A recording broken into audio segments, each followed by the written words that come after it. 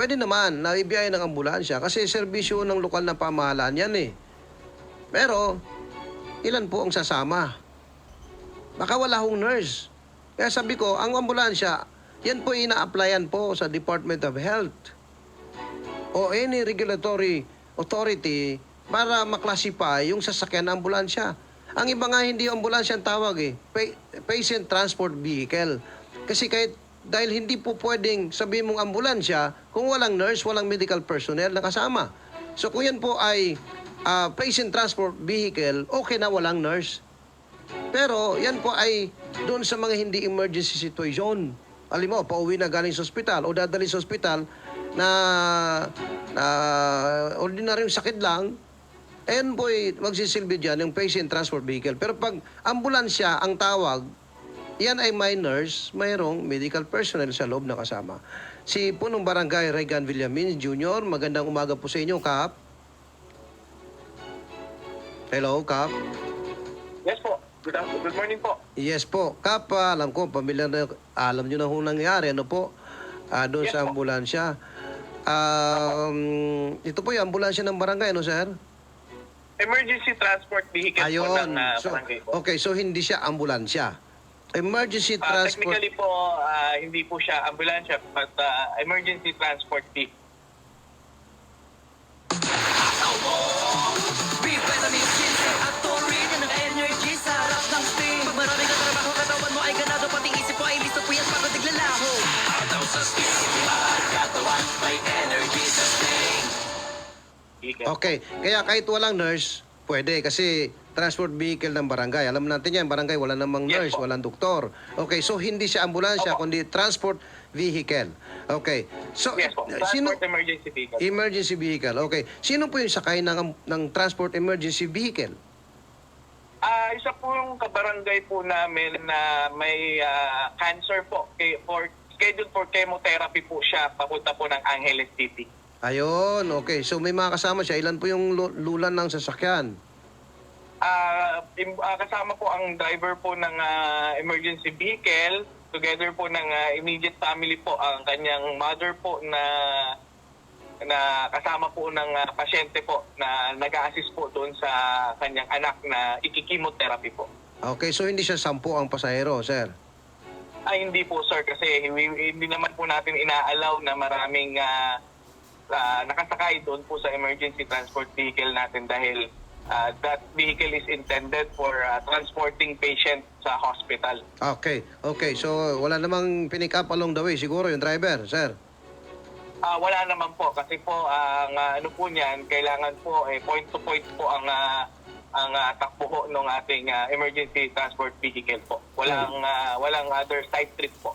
Okay, okay. So confirm tayo na hindi ito emergency katulad ng inaasahan natin. May sugat na kailangan operahan agad. Yung mga emergency situation, mga accident. So ito is ang regular schedule ng chemotherapy.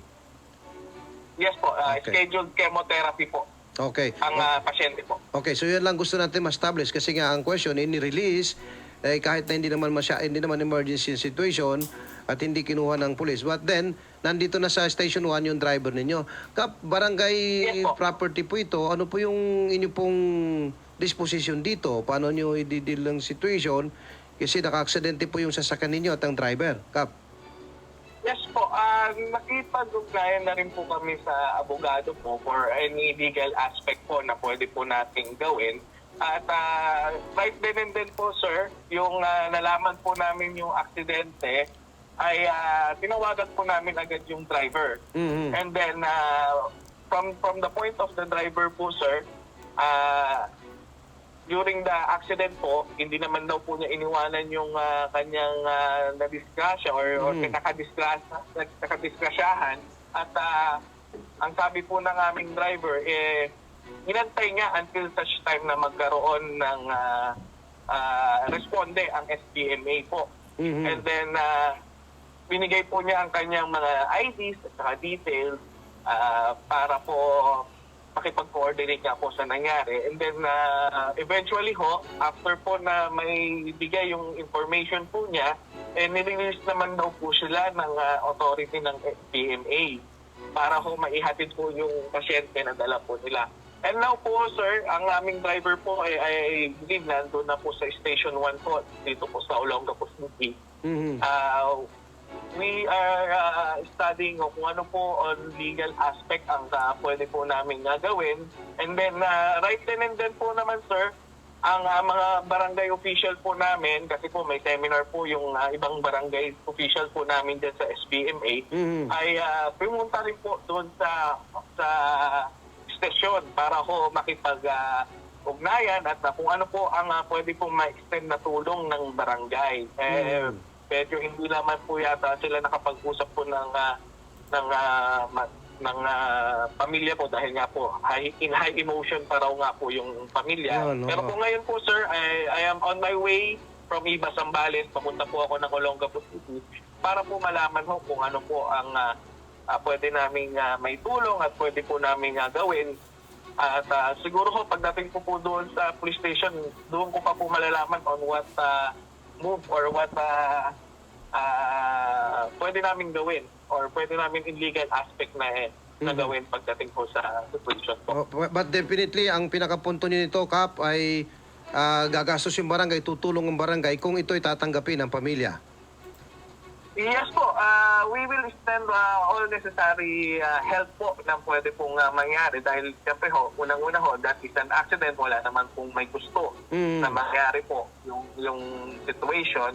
At siyempre po, bilang pong isang government agency rin po, ay we will extend what we can extend help po doon sa family po. Ayun, okay. Kaya nga po yung right after po nang matapos po nung duty ho nung driver yung kanyang may hatid po yung pasyente at may hanggang sa masundo po at may ibalik po sana sa Iba, Zambales yung pasyente po na for chemotherapy. Nandun na rin po agad yung ating mga kasamang mga barangay kagawad para po makita rin po, may evaluate din po yung situation at kung ano pwedeng may tulong po ng barangay at saka ng pamilya rin po ng driver. Okay. Yung inyo pong bang service vehicle, patient service vehicle, mayroong wangwang yon, mayroong blinker? Kap? Meron po. Ano po yun, sir? Meron bang sirena? Merong sirena ba? Wangwang yung inyo pong service vehicle? Yes po. Aha. Kompleto po yun sa gamit po, sir. Actually, hindi ang laman. Sa Saridon, pain, panis ang pain starts to release in 5 minutes. Ouch, ouch, ang lower back kamot na pilahatan. Pains, panis, di lang bang headache, pilahatan pa. Panhunong aming patient vehicle, talagang meron po siyang stretcher, meron po siyang medical bed, lahat po. Kompleto po ng siren at saka ng blinkers. Opo. Talagang design po siya for transporting vehicle ng patient po. Okay. Sige po, Punong Barangay Regan Villamin, maraming salamat po sa inyo at ingat po kayo sa biyahe, sir. Yes, sir. Thank you very much po. At least po, medyo po po natin yung situation. And nandito naman po kami para po to extend help din ho doon sa biktima at saka sa na-accident. Okay. Alright, Punong Barangay Regan Villamin. Sa kanya naman ito, kasi silang may-ari ng hindi ambulansya ha, para ikuan lang ho natin, no? Iba yung ambulansya, ibang patient service vehicle. Okay? At yung patient service vehicle, sila ho ba allowed na mag counterflow? Palagay ko halos parehas lang sila.